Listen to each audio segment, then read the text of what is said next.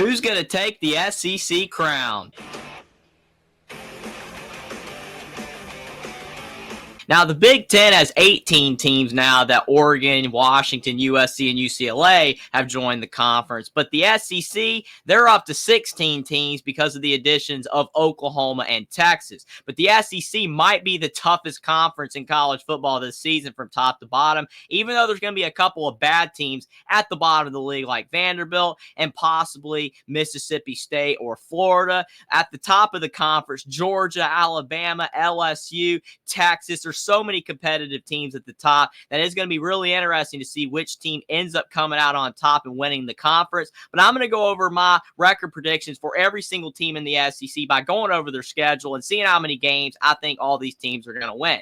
Now, the first team we got to talk about is Alabama, and the Crimson Tide have a really interesting season coming up because it's their first season without the GOAT, Nick Saban. Kalen DeBoer's the new coach, and the betting odds are still pretty high on Alabama, giving them 9.5 wins on the season. But when you look at their schedule, the schedule's up and down. Western Kentucky, South Florida, at Wisconsin, and Mercer are their non-conference games. Only the at Wisconsin game is going to be tough, but Alabama should be able to win that game more than likely. And their toughest conference games are at Oklahoma, at LSU, versus Missouri, at Tennessee, and versus Georgia. I think they're going to win 3 out of those 5 games. And my record prediction for Alabama football in 2024 is 10-2. I made an entire video on Alabama's upcoming football team. If you would like to go check out that video, the link is in the description. But I trust Kalen DeBoer with his winning track record enough that I think Alabama football is still going to have a lot of success in his first season. Then up next, we have the Arkansas Razorbacks, a team that a lot of people have been fading on the last couple of years since Sam Pittman has been trending in the wrong direction. He was doing really good at Arkansas when he had KJ Jefferson at quarterback, Traylon Burks at wide receiver, and they were winning 8 and 9 games. They were very competitive in the SEC, something that Arkansas had not been in a very long time. But now they're back to their normal ways of losing at a regular basis. And Arkansas, they are only at 5.5 wins on the betting odds for the 2024 season, which on paper doesn't look too bad considering where Arkansas was last season. When you look at Arkansas' schedule, they have at Oklahoma State in the non-conference, which is not easy. You never want to have a game against a tough non-conference opponent on the road when you're a team that is fighting for bowl eligibility. When you're in the SEC and you get those 4 non-conference games, you want all of those to be easy wins. So Arkansas, that's not going to be good for them right there. Then when you look at their conference schedule, they have at Auburn versus Texas A&M versus Tennessee versus LSU, at Mississippi State, Ole Miss and Texas at home, and at Missouri. All those games are going to be tough, and I really only see them winning 1 conference game. So with that game at Oklahoma State in the non-conference and only being able to win 1 conference game in my mind in the SEC, I believe that the Arkansas Razorbacks are only going to go 4-8 in 2024. I know they have Bobby Petrino now at offensive coordinator, which makes people believe that they're going to be better since he was at Arkansas in the past, and he's going to want to do everything he can to turn Arkansas around with Sam Pittman. But I just don't think that with Arkansas's talent and how tough that the SEC is and their schedule that they're going to be able to win any more games than 4. Then up next, we have Alabama's rival in the Auburn Tigers. And when you look at Auburn in 2024, a lot of people are high on the Tigers. And actually, the betting odds are projecting them to win 7.5 games, which is a lot higher than where they've been the last few years. But Hugh Freeze is now the head coach. He did all right in year 1, had some ups and downs, almost knocked off Alabama in the Iron Bowl last year. They should have knocked off Alabama, but they somehow blew the game right after blowing it against New Mexico State. So Auburn's got to get much more consistent. When you look at their non-conference slate, really their only tough game is against California. And if they can win that game, then that would help them go undefeated in non-conference play.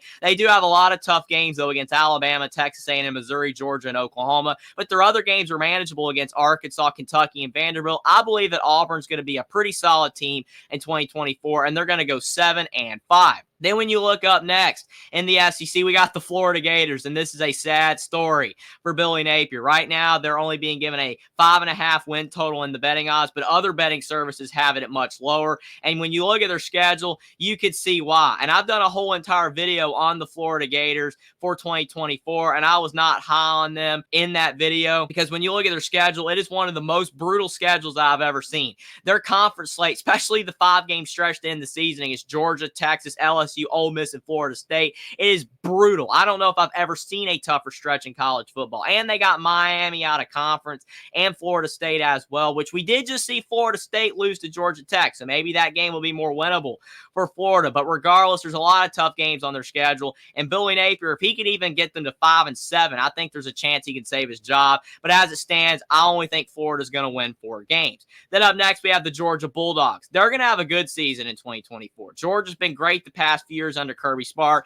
and they have the highest betting win total in the SEC at 10.5. But when you look at Georgia's schedule, it is much harder than it has been the past few years. When Georgia was in the SEC East, a lot of people complained that they had a cupcake schedule. That's no longer the case. They have a lot more tough games on the schedule. Clemson in the non-conference should be a win. Yes, Clemson is still a good football team, but they're nowhere near as good as they were a few years ago under Dabo Swinney. But maybe that game will still be tough for Georgia, but most likely it should be a win. Then they have games at Alabama, at Texas, at Ole Miss. All 3 of those games are going to be really tough. Then they have Tennessee at home as well. I don't know. When I'm looking at this schedule, I just don't see Georgia going undefeated. And really, I see them losing 2 games. I think they're going to be really good. Their defense is going to be good. But Carson Beck's the key. If he has a really good year, maybe Georgia can go 11-1. But as it stands, with all those games against tough opponents on the road, I think Georgia's going to drop 2 games. Then you got the Kentucky Wildcats up next. And their over-under total is at 6.5. So they are projecting Kentucky to make a bowl game. But like with Georgia, the SEC East is no more.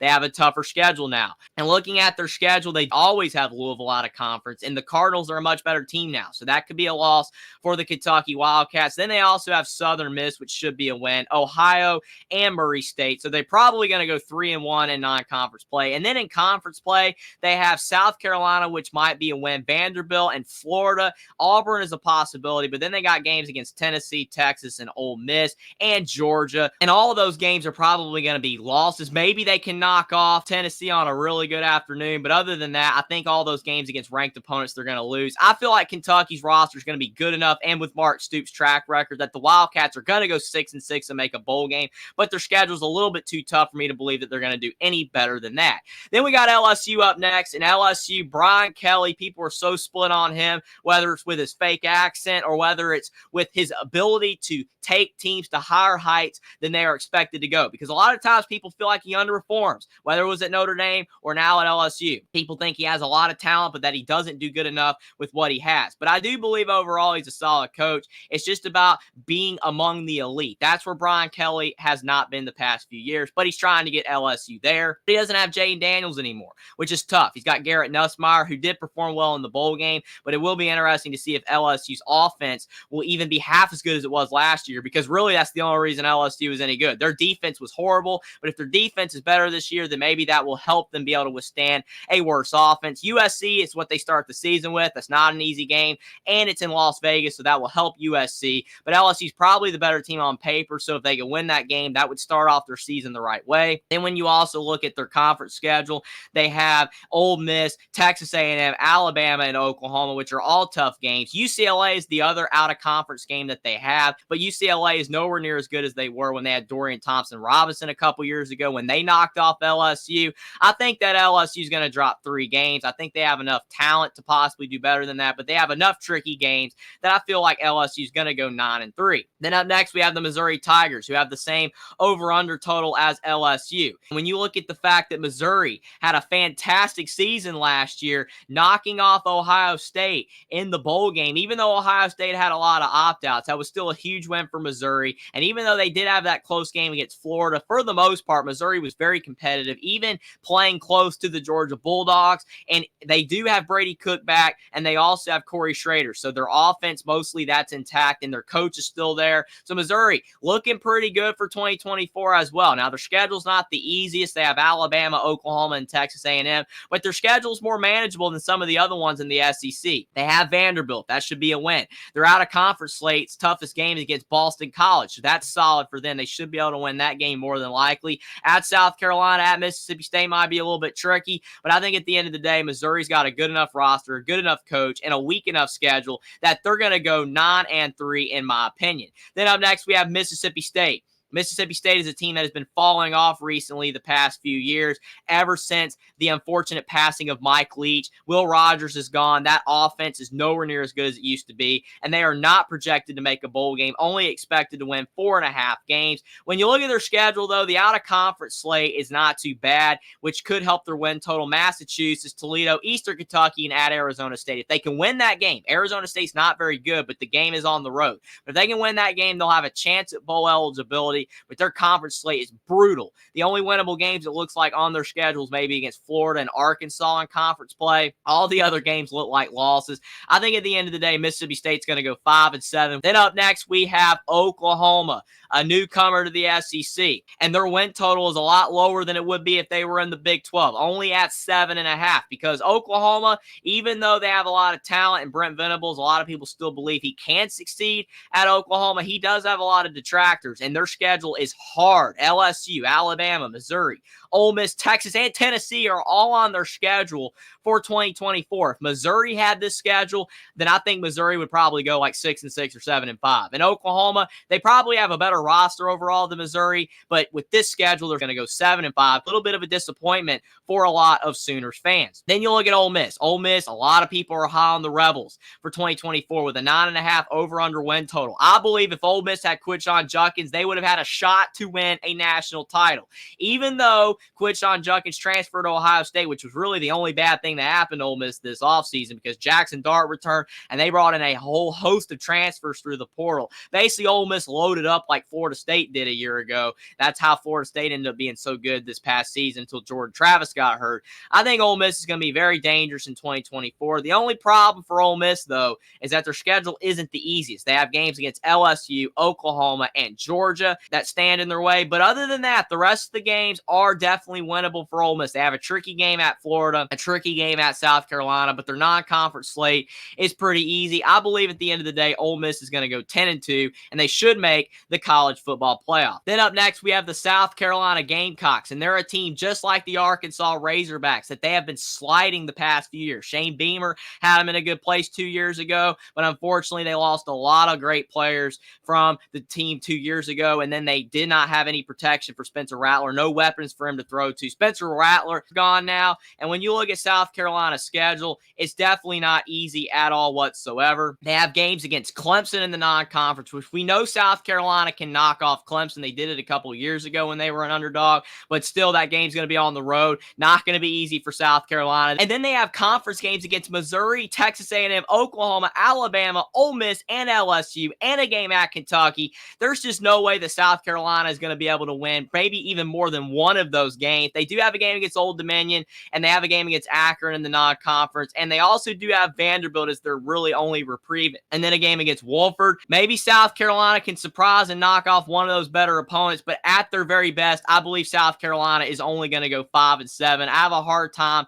seeing South Carolina doing any better than that. Then up next, we have the Tennessee Volunteers. Tennessee should be a good team in 2024. Their over-under win total is at 9.5, and they have Nico Iamaleava. No more Joe Milton, no more Hendon Hooker from 2 years ago when they were really good. And Nico's got a lot of hype, and I believe if he can match the expectations that people are setting for him, then Tennessee will be good. But if he does underperform like Cade Klubnik did for Clemson this past year, then maybe Tennessee will lose 4 or 5 games. But when you look at their schedule, it isn't the worst in the SEC. They got Georgia, they got Oklahoma, and they got Alabama. They do have NC State out of conference. That is a tough, really underrated non-conference game in 2024. I like that matchup, but if Tennessee can win that game, then that will definitely help improve their win total. They do have other tricky games at Arkansas and against Kentucky, but still at the end of the day, I believe that Tennessee is going to go 9-3. I could see them possibly going 10-2, but more than likely, they have enough tricky games that I do think that they will end up losing 3 games on the season. And then we have Texas A&M up next. They're a really interesting team to talk about in 2024 because they have a new head coach in Mike Elko. No more Jimbo Fisher in that ridiculous contract. They blew a lot of money to get rid of him, but hey, that's what they decided to do after they were dumb to give him that contract, and they have a fresh face in town with Mike Elko, who used to be their defensive coordinator, and he did do well as their defensive coordinator, and then he had a lot of success with the Duke Blue Devils. But Texas A&M's schedule, it all comes down to that first game against Notre Dame. If they beat Notre Dame, then their season is going to be looking great in 2024, but the problem is that at Florida game, I could see a weird world where Texas A&M beats Notre Dame in week 1, but then loses at Florida. That would not surprise me one one bit because that's just how Texas A&M operates. Then they have tough games against Texas, LSU, and Missouri. Also tricky games at Auburn and at South Carolina. I might be a little bit crazy for thinking this because I almost went with 7-5 for A&M with all these tough games, but I trust Mike Elko enough with how well he did at Duke with a lot less talent on the roster that I believe A&M is going to go 8-4. That schedule's brutal, but they do have a lot of talent, and I think that Elko's a better coach than Jimbo Fisher, so I think 8-4 is in the card for the Aggies. Then our second to last team that we're going to be talking about is the Texas Longhorns, and they, just like Georgia, have the highest over-under win total in the betting odds for 2024. And the Texas Longhorns, when you look at their schedule, it all comes down to games against at Texas A&M versus Georgia versus Oklahoma and at Michigan. The fact that game is at Michigan is going to be really tough for Texas in week 2. The Big House is one of the toughest environments in college football, but Texas did win at Alabama last year in week 2, so maybe they can beat Michigan. But then that game against Georgia, that's going to be the cornerstone for their season. If they can knock off Georgia, then Texas might end up being the best team in the SEC in 2024, but still those games at Texas A&M and against Oklahoma, all that's not going to be easy for Texas. I believe they're going to go 10-2. I think with Quinn Ewers back and with a lot of talent that they have on their team, Texas could go 11-1 or maybe even undefeated if everything goes right. But they did lose a couple of their running backs to injuries during the preseason. That's going to be tough for Texas to overcome. They don't have as much talent on their D-line as they did last year. So Texas, they're going to be good. Ewers being back's huge, but I do believe that Texas will go 10-2. And finally, we have the saddest story in the SEC, and that's the Vanderbilt Commodores. Vanderbilt is not going to be good in 2024, just like they haven't been the past few years. They haven't been any good since the James Franklin era, and they only had one good year with Derek Mason. Clark Lee had the one year where they knocked off Florida and Kentucky. It looked like Vanderbilt was turning it around a little bit, but now they've fallen off a cliff again. Every time they have a good player, they end up transferring to another team. It's just the way that it goes for Vanderbilt. Their schedule's brutal. All the games are tough, but hey, when you're the worst team in the SEC, every game's going to look daunting. I do believe that they're going to do better than the 2.5 win total. I think they'll go 3-9 because of their non-conference games against Ball State, Georgia State, and Alcorn State. That at Georgia State game's not going to be easy for Vanderbilt, though. But if they do win that game, they can get to 3 wins. I don't think they're going to beat Virginia Tech, and I really don't see them winning any games in the SEC. But hey, at least they're going to outperform the over-under win total if they can go 3-9. But it might be the end of the road for Clark Lee if they can't win at least one SEC game. But those are my record predictions for every single team in the SEC for 2024. I think that every team's going to suffer 2 losses. That's how competitive the SEC is going to be in 2024. There isn't going to be a team with just 1 loss or even going undefeated. I think Georgia and Texas are going to be the 2 best teams in the conference, but they're both going to suffer 2 losses. And then Alabama and Ole Miss are going to be right behind with just 2 losses as well. But I do think that Georgia and Texas will be just a little bit better than them on paper, but all those teams are just very competitive, and I can't wait to see who ends up winning the SEC in 2024. But let me know what you guys think in the comment section down below about my record predictions for every single team in the SEC, which teams that you agree with me on the record prediction, and maybe some that you don't agree with me with, whether you think a team's going to win more or fewer games, and which team you ultimately think will win the SEC in 2024. Subscribe to the channel if you like sports content. Like this video down below. Follow me on Twitter as well. Link is in the description, and I'll see you next time.